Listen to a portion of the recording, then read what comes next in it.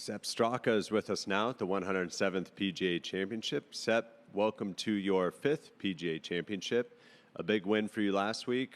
What'd you do up there in Philly, and how you feeling coming into this one? Yeah, it was a great week. The putter was really hot, which was key. Those greens were really tough to putt, and felt like I was able to make a lot of mid-range putts, which was huge. Ball striking was solid.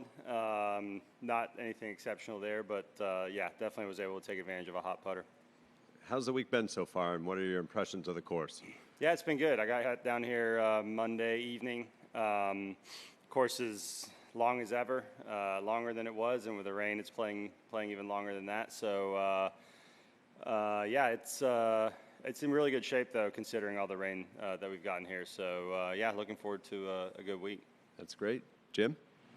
Just wondering, after you win, where did the emotion last week center on, man, this would be great not to have to be a captain's pick and I can nail down an automatic spot for the Ryder Cup? Yeah, definitely was a little bit behind in the points. So the goal all year has been to make that team. And yeah, it's nice to kind of get that big chunk of points. But yeah, hopefully I can keep playing well and be in one of the top 6 there by the end of the year. Yeah, go ahead. Sepp, you had a caddy change last week, and I'm just curious what the update on that is coming this week. Yeah, Dewey had an MRI yesterday. My regular caddy, he's not going to go this week, but hopefully we'll be ready coming up here in the next few weeks. They told him to just rest a little bit. He's feeling a lot better, so yeah, things are looking up there. And my brother's going to be on the bag this week. Yeah. How did you decide for your brother to be? So it was already planned. Dewey's daughter is graduating college on Friday, I believe. So my brother was already going to caddy Friday, Saturday. So it really isn't a huge change of plans. We just told him that he's going to be going the whole week instead. Yeah. And then when you think about the final stretch here, what makes it major-esque? It's really hard. Yeah, you got to hit excellent shots. 16 is just a brutally long golf hole. I feel like that bunker's not really in play for me because I can just aim at it and stay short of it and then hit a 4-iron or 7-wood in. But it really just depends on how it plays, yeah, then 17 is a really tough par 3. You got to hit your number with a long iron within 5 yards to really hit a good shot, which is obviously really hard to do. And then 18, I think, is the best of the 3 holes. You got to hit a really good drive to get in the fairway. If you're not in the fairway, you're pretty much done for on that one. So yeah, it's going to take a lot of controlling the nerves and just executing good shots under a lot of pressure. We'll go up to Alex on 12. Yeah, Steph, wanted to comment regarding following up on wins. A lot of people talk about how difficult it is to play successfully the week after winning. After your last 3 PGA Tour victories, you finished in the top 10. Besides a whole lot of Diet Coke, how do you keep the energy and the momentum up after winning on Sunday? Yeah, it's definitely tough. I've had a lot of off weeks after my wins recently, which definitely helps to kind of decompress, take it all in, get your energy back. But yeah, when it's a quick turnaround like this, it's hard. But yeah, the big thing is getting energy back. You get kind of drained. There's a lot of pressure. You're wrestling a lot of things, and then obviously after you win, there's a lot of adrenaline still going. So. Last night I had a really good night of sleep, so hopefully we're getting back on that track. Juan? So Seb, how are you? So top 10 in the world rankings right now. So we've been talking recently. I remember Colin Morikawa, Xander used to be in the same position. He's been up there, but also been kind of under the radar, no? Not getting that much attention. And I wanted to ask you, what are the advantages of that? And do you enjoy that position better than having attention all the time, no? I definitely do. I'm not very outgoing, and I'm not a very not a big people person, but a little bit shy. But so I definitely enjoy being under the radar a little more, and that's probably a big reason why I am that way, is because I just don't bring a whole lot on myself. Yeah,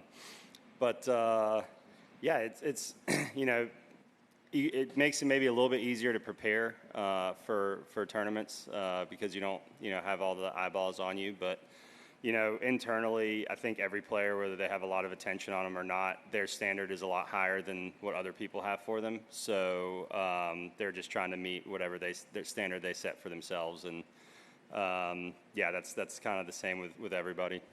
I mean, a couple more things. Different for Austria. I mean, for us, you're making history for Austria.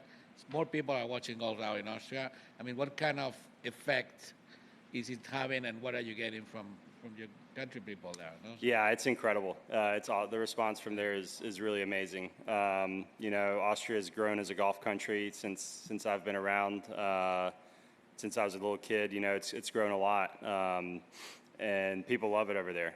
It's definitely not one of the major sports in Austria. Pretty limited with the seasons, but they're definitely golf crazy, and it's awesome to see the support that I get from Austria. That every week there's somebody from Austria in the crowd that's rooting me on, or I get messages from friends, it's really cool to see kind of the support from Austria. And one last thing, we had Luke Donald this morning here. I mean, it looked like you have a guaranteed spot in the Ryder Cup, no? So kind of your memories of the last one and what you expect here this year, no? So. Memories. I mean, it's incredible. I got to play with Shane on Sunday last week, and he's become a really good friend of mine. And what a great week, great group of guys. Still kind of the group chat still going from the last one.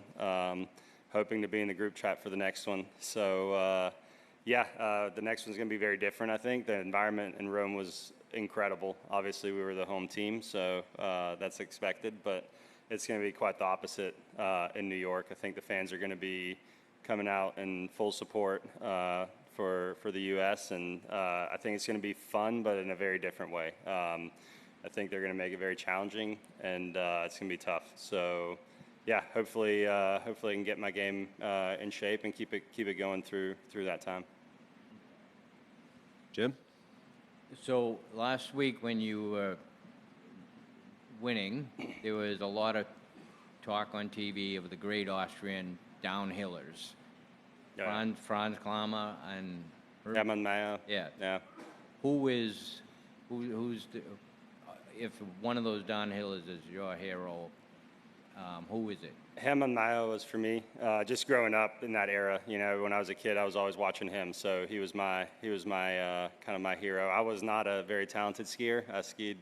I grew up in Vienna, so not a whole lot of skiing there. But he was the one I always grew up watching. So he was, he would be my one. But my mom would say Franz Klammer because he was a golfer and a skier and very talented in both. And it's a nice history there.